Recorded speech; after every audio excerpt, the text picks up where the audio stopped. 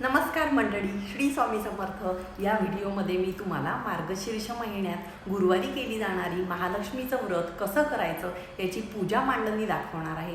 त्याचबरोबर या व्रतासंबंधी तुमच्या मनामध्ये जे प्रश्न असतील ते सर्व प्रश्नांची उत्तरं तुम्हाला या व्हिडिओतून मिळून जातील। त्यासाठी व्हिडिओ शेवटपर्यंत पहा। चॅनलवर नवीन असाल तर माझ्या चॅनलला सबस्क्राईब करा आणि व्हिडिओ पाहत असताना सर्वांनी कमेंट्समध्ये लिहा जय माता दी।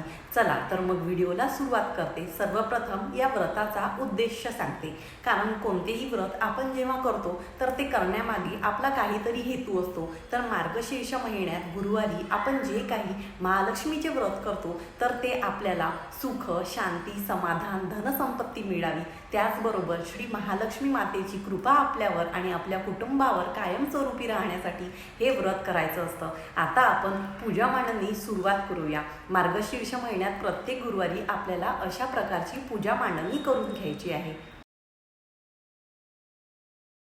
मार्गशीर्ष महिन्यात प्रत्येक गुरुवारी आपल्याला अशी पूजा मांडणी माता लक्ष्मीसाठी करायची असते। तिच्या नावानं आपल्याला उपवास करायचा असतो। बऱ्याच वेळा मासिक पाळी, सूतक किंवा इतर काही अडचणी असतात की ज्यामध्ये देवपूजा, व्रतवैकल्य करणं चालत नाही, त्यामुळे आपण पूजा मांडू शकत नाही। अशी काही कारणं तुमच्या बाबतीत घडली तर कदाचित मार्गशीर्ष महिना संपून सुद्धा तुमचे 1-2 गुरुवार जास्तीचे होऊ शकतात। तर तोपर्यंत तुमचं व्रत संपत नाही, तेवढे यावर्षी तुमचे 4 गुरुवार आहेत। जोपर्यंत तुमचे 4 गुरुवार संपत नाही तोपर्यंत तुम्हाला दर गुरुवारी अशीच पूजा मांडणी करायची आहे। दर शुक्रवारी ती उचलायची आहे। तर मार्गशीर्ष महिन्यात हे व्रत करताना दर गुरुवारी तुमची पूजा मांडणीचा हाच क्रम राहणार आहे। मार्गशीर्ष गुरुवारच्या या पूजा मांडणीमध्ये आपल्याला एखादा पाट किंवा चौरंग लागतो आणि त्यावर देवांना आसन म्हणून एखादा स्वच्छ कपडा आपल्याला अंथरून घ्यायचा असतो। यामध्ये कपडा नवाच पाहिजे असा कोणताही आग्रह नाही, मात्र कपडा स्वच्छ असावा एवढी काळजी आपल्याला घ्यायची आहे। बरेच वेळा कसं आपण वेगवेगळी व्रतवैकल्य करतो किंवा पूजा मांडणी करतो तर त्यामध्ये लालच रंगाचा कपडा पाहिजे, पिवळा रंगाचा कपडा पाहिजे असा नियम सांगितले असतात। मात्र मार्गशीर्ष गुरुवारच्या या पूजा मांडणीमध्ये असा कोणताही नियम नाही। काळ्या रंगाचे कापड सोडून इतर कोणत्याही रंगाचे कापड तुम्ही घेऊ शकता। सुरुवातीला इथे दिवा लावायचा आहे, नियम आहे। तर दिवा तुम्ही तेलाचा लावा, तुपात लावा, हरकत नाही। मार्गशीर्ष गुरुवार थंडीचे दिवसात येतात तर थंडीमुळे बरंच वेळा तूप घट्ट व्हायला लागतं आणि दिवा वारंवार विझण्याची शक्यता असते। त्यामुळे तुम्ही तेलाचा दिवा लावला तरी नक्कीच चांगलं राहील। हवं तर आरतीसाठी म्हणून तात्पुरता तुम्ही फुलवातीमध्ये तुपात फुलवात बुडवून तो तुपाचा दिवा लावला तरी सुद्धा चालतं। मात्र दिवा जर जास्त वेळ तुम्हाला ठेवायचा असेल तर तुम्ही दुहेरी वात करा, त्यात तेल टाका आणि तो दिवा प्रज्वलित करून घ्या। नंतर दिव्याला सुद्धा आपल्याला हळदी कुंकू लावून फुलं वाहून नमस्कार करायचा असतो आणि त्यानंतर आपल्याला कलशाची स्थापना करून घ्यायची असते। दर गुरुवारी आपल्याला कलश स्थापना करायची असते। नारळ तोच वापरायचा, फक्त दरवेळी आपल्याला तांब्या स्वच्छ घासून धुवून घ्यायचा आहे आणि त्यावर नवीन पानं लावून पाणी भरून हा कलश आपल्याला स्थापन करायचा असतो। इथे मी पहिलेच वस्त्र घालून घेतलेले आहे, त्याला गळ्यामध्ये मी काही ज्वेलरी घालून घेतलेली आहे। तुम्ही हे इथे नाही केलं, इथे स्किपही केलं तरी चालते, फक्त कलश ठेवला तरी सुद्धा चालेल। नंतर तुम्हाला या कलशामध्ये पाणी टाकून घ्यायचं आहे। 1 रुपयाचं नाणं टाकायचं आहे, सुपारी टाकायचं आहे, गंध, फूल, अक्षदा टाकायची आहे। म्हणजे हळदी कुंकू आणि अक्षदा आपल्याला टाकून 1 रुपयाचं नाणं, सुपारी ठेवायची आहे, फुलं सुद्धा टाकायचं आहे आणि नंतर 5 प्रकारची पानं किंवा आंब्याची 5 म्हणा, विड्याची 5 म्हणा अशा कलशामध्ये तुम्हाला लावायची असतात। इथे मी लावून घेत आहे आणि बरोबर आपल्याला नारळ जो आहे तो शेंडीवरती येईल अशा पद्धतीने ठेवायचा असतो। तर मी इथे कलशाला मुखवटा लावलेला आहे। म्हणजे जरुरी नाही आहे की तुम्ही कलशाला मुखवटा लावलाच पाहिजे, माझ्याजवळ होता म्हणून मी लावला।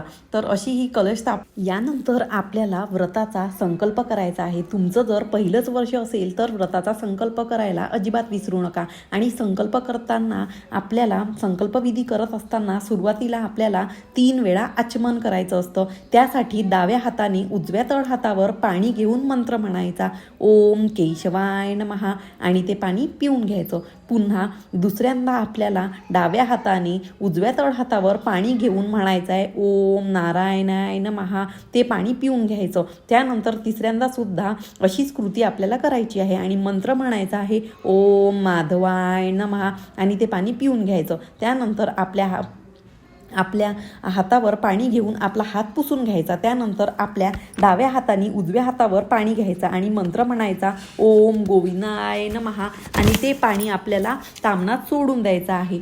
नंतर आपला हात स्वच्छ पुसून घ्यायचा आणि पुन्हा तळ हातावर पाणी घ्यायचं आहे. त्यावर फूल, गंध, अक्षदा ठेवून आपल्याला संकल्प करायचा आहे. त्यावेळेस आपण आपलं नाव सांगायचं, त्याचबरोबर गणपती बाप्पाचं नाव आणि कुलदैवता माता लक्ष्मीचं आपण ध्यान करायचं आणि आपलं हे व्रत करण्यामागचा आपला उद्देश सांगायचा आणि मग ते पाणी आपण सामनामध्ये सोडायचं आहे. नंतर हे जे पाणी आहे, पूजा झाल्यानंतर आपण कुठल्याही झाडाला आपण ते पाणी टाकून देऊ शकतो.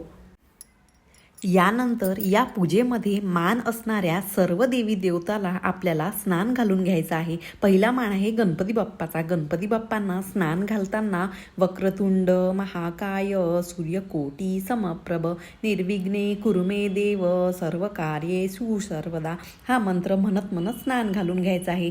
गणपती बाप्पांची मूर्ती स्वच्छ कापडाने पुसून घ्यायची आहे आणि आपल्याला ती एका साईडला ठेवून द्यायची आहे. त्यानंतर आपल्याला घ्यायचं आहे बाळकृष्णाच्या मूर्तीला. बाळकृष्णाच्या मूर्तीला स्नान घालायचं आहे. बाळकृष्णाची मूर्ती आपण या पूजेमध्ये या कारणासाठी ठेवत आहोत, कारण बाळकृष्ण म्हणजे भगवान श्रीहरी विष्णूच आहेत आणि जेव्हा माता लक्ष्मीची पूजा तिच्या पतीसह करतो तर ती आपल्या घरामध्ये सर्व काळ नांदते.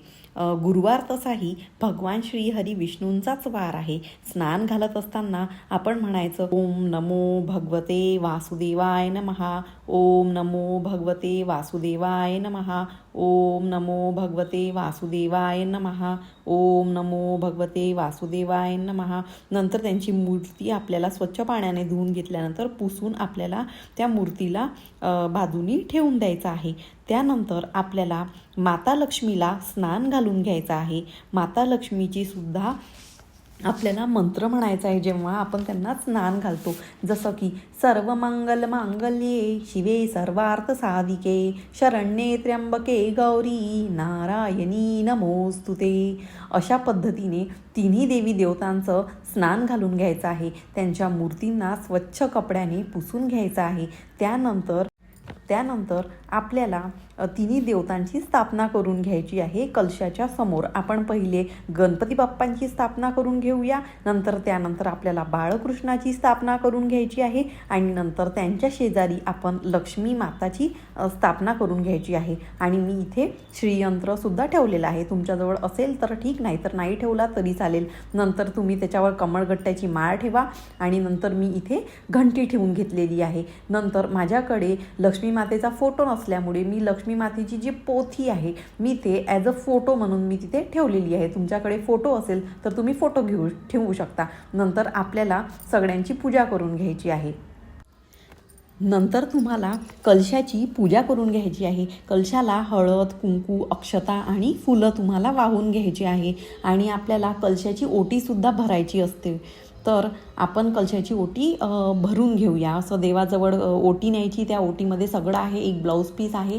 ती ओटी आपल्याला कलशाच्या बाजूने भरून ठेवून द्यायची आहे. आणि नंतर आपल्याला गणपती बाप्पाची सुद्धा पूजा करायची आहे. गणपती बाप्पाला आपल्याला कुंकू लावायचं आहे, अक्षदा वाहायची आहे, त्यांना एक छान लाल फूल वाहायचं आहे, चंदन लावायचं आहे. नंतर तुम्ही कृष्णाची म्हणजे बाळकृष्णाची सुद्धा पूजा करून घ्यायची आहे. त्यांना आपल्याला चंदन, अक्षता, फुलं सगळं वाहून घ्यायचं आहे. त्यांची पूजा करून त्यांना नमस्कार करून घ्यायचा आहे. नंतर आपल्याला माता लक्ष्मीची सुद्धा पूजा करून घ्यायची आहे. त्यांना हळद, कुंकू, अक्षद आपल्याला वाहून त्यांना फूल वाहायचं आहे आणि नमस्कार करायचे आहे. तर ज्यांच्याकडे शंख असेल त्यांनी शंखसुद्धा पूजेमध्ये ठेवला तरी सुद्धा चालतो. मी तुम्हाला एकदम साध्या सोप्या पद्धतीने पूजा दाखवत आहे. तर म्हणजे एकदम साध्यातल्या साध्या व्यक्ती हे व्रत अगदी सहज करता येईल अशा पद्धतीने दाखवत आहे. जे व्रत आहे ते स्त्री, पुरुष, विधवा, महिला, कुमारिका, महिला अशा सगळ्या जणी करू शकतात. त्यामुळे आता शाळेतल्या किंवा कॉलेज जाणाऱ्या मुली करणार असतील तर हॉस्टेल वगैरे किंवा आपल्या घरापासून लांब राहत असतील तर देवीची मूर्ती आपल्याकडे असेल नसेल, फोटो असेल असं होणार नाही. म्हणजे बरेच वेळा अशा गोष्टी असतात की नसतात आपल्याकडे पूजेचं साहित्य. तर तुमच्याकडे जी काही या महालक्ष्मी व्रताची पोथी आहे तीच तुम्ही पूजेमध्ये ठेवली तरी सुद्धा चालते, जेणेकरून तुम्हाला पूजा करण्यासाठी एक पोथी वापरता येईल आणि दुसरी पोथी तुम्हाला ती महालक्ष्मी व्रताची जी व्रताची काही कथा वाचायची असेल, आरती वगैरे म्हणायची असेल किंवा तुम्हाला व्रताबद्दल माहिती हवी असेल तर त्यासाठी म्हणून वापरता येईल. तर मग मला इथे तुम्हाला सांगायचे उद्देश आहे असा की साहित्य आपल्याला उपलब्ध होत नसेल तर नाराज होण्याचे काही कारण नाही. आपल्याकडे जे साहित्य असेल त्या साहित्यामध्ये मनोभावे आपल्याला माता लक्ष्मीची सेवा करायची आहे आणि तिच्यासाठी हे व्रत करायचं आहे. तर गणपती बाप्पांना सर्वात प्रथम आपल्याला ओवाळून घ्यायचं आहे धूपदीपांनी. त्याचबरोबर परत एकदा तुम्ही त्यांना गंध लावू शकता. समोर विड्याची आपल्याला 2-2 पानं घेऊन त्यावर विड्याचे साहित्य ठेवायचे आहे. त्यामध्ये हळकंड, बदाम, सुपारी, खारीक ते आपल्याला या पूजेमध्ये ठेवायचे आहे. लक्ष्मीला तुम्हाला खिरीचा प्रसाद अतिशय प्रिय असतो. दुधाचा नैवेद्य तुम्ही देवीसमोर ठेवू शकता. हा जो उपवास आहे तो आपल्याला फळ आहार करून करायचा असतो. त्यामुळे तुम्ही या पूजेमध्ये सुद्धा 5 प्रकारची 5 फळं किंवा कोणत्याही प्रकारची कोणत्याही एक प्रकारचं फळ 5च्या संख्येमध्ये ठेवलं तरीसुद्धा चालतं. फक्त केळी ठेवली 5 ठेवली तरीसुद्धा चालेल. पेरू 5 ठेवले किंवा एक जरी ठेवलं तरीसुद्धा चालतं, काहीच हरकत नाही. आणि त्यानंतर आपल्याला पाणीसुद्धा आठवणीने ठेवायचं आहे. गणपती बाप्पाचा नैवेद्य म्हणून आपल्याला गूळ ठेवायचा आहे. बऱ्याच वेळी आपलं काय होतं, रांगोळी पुसून जाते. त्यामुळे मी रांगोळी जी आहे ती शेवटी काढलेली आहे. तर इथे तुम्ही बघू शकता एकदम साध्या सोप्या पद्धतीने ही पूजा मांडणी आपण केलेली आहे. गुरुवारच्या दिवशी एकदम सकाळी सकाळी ही पूजा मांडली पाहिजे असं काही नाही. तुम्हाला जेव्हा वाटेल की एकदम शांततेत वेळ आहे, भलेही दुपार झाली तरीसुद्धा चालेल, पण असं करू नका की तुम्ही सकाळी पूजा मांडत आहे आणि तुमच्या डोक्यात हे चाललं आहे की मी भाजी गॅसवर ठेवली आहे किंवा मला माझ्या मुलाला डबा द्यायचा आहे किंवा माझ्या मिस्टरांना ऑफिस जायचं आहे किंवा पुरुष असतील तर मला हे काम करायचं आहे. तर असं तुमच्या डोक्यात असेल तर तुमचं पूजेमध्ये अजिबात लक्ष लागणार नाही. त्यामुळे शांत मनाने जेव्हा तुम्हाला ही पूजा करता येईल त्यावेळेस तुम्ही ही पूजा मांडणी करायची आहे, काहीच हरकत नाही. आता बरेच जणांचा हा प्रश्न येतो की कथा जी आहे महालक्ष्मी व्रताची, जिला आपण गुरुवारची कहाणी म्हणतो, तर ती कधी वाचायची. तुम्ही ती सकाळची पूजा करताना सुद्धा वाचू शकता किंवा ज्या वेळेस तुम्हाला शक्य नसेल तर तुम्ही रात्री जेव्हा पूजा करता नैवेद्य दाखवण्याच्या अगोदर किंवा नैवेद्य दाखवल्यानंतर तुम्ही ही कथा वाचू शकता आणि त्यानंतर तुम्ही आरती वगैरे करू शकता. तुमचा उपवास सोडू शकता. तर तुम्हाला हे सुद्धा कळलं असेल की गुरुवारचा जो हा उपवास आहे तो आपल्याला दिवसभर करायचा असतो. यामध्ये खिचडी वगैरे काही खात नाही, फलाहार करून किंवा दुधाचे पदार्थ खाऊन पिऊन तुम्ही हा उपवास करू शकता. तर जसं आपण बाकीच्या उपवासाला कसं भगर खातो, साबुदाण्याचा पदार्थ खातो, चिप्स वगैरे खातो, तर हे यामध्ये चालणार नाही. फळ खायचे आहे, दूध वगैरे पिऊ शकता, लस्सी पिऊ शकता आणि तुम्ही हा उपवास करू शकता. आणि गुरुवारच्या दिवशी संध्याकाळी पूजा केली, देवीला गोडाधोडाचा नैवेद्य दाखवायचा आहे की त्यानंतर तुम्ही हा उपवास सोडू शकता. आणि आठवणीने तुम्हाला गुरुवारचा हा उपवास सोडण्याच्या आधी तुम्ही एखादा गोडधोड पदार्थ किंवा खीरपुरीचा वगैरे नैवेद्य दाखवा. त्यानंतर तुम्हाला गाईला, मुक्या प्राण्यांना नैवेद्य द्यायचा आहे.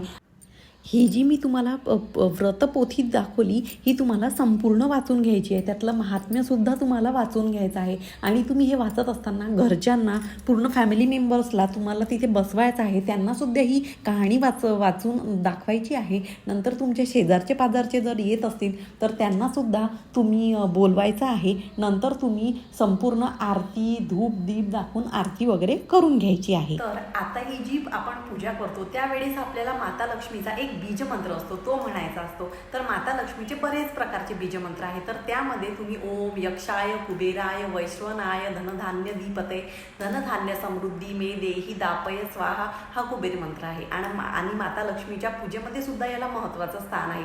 तर तो म्हणाला तरी सुद्धा चालतं. त्याचबरोबर बीजमंत्र विचारा तर ओम श्रीम ह्रीम क्लीम ह्रीम श्रीम महालक्ष्मी नमः हा मंत्र सुद्धा तुम्ही म्हणू शकता. महालक्ष्मी अष्टकमधला नमस्ते तू महामाय श्रीपीठे सूरपूजिते शंख चक्र गदा हस्ते महालक्ष्मी नमस्तुते हा मंत्र किंवा अष्टकमधल्या ज्या ओळी आहेत पहिल्या 1-2 त्या म्हणाल्या तरी सुद्धा चालेल. आता हे व्रत करणार म्हणजे तुमच्याकडे महालक्ष्मी व्रताची ही पोथी नक्की असणार. तर तुम्हाला हे जे मंत्र आहेत ते मी स्क्रीनवर सुद्धा देते आणि जर तुमच्याकडे पुस्तक असेल तर तुम्हाला त्यामध्ये सुद्धा सगळी माहिती किंवा मंत्र जे आहेत ती सुद्धा मिळून जातील.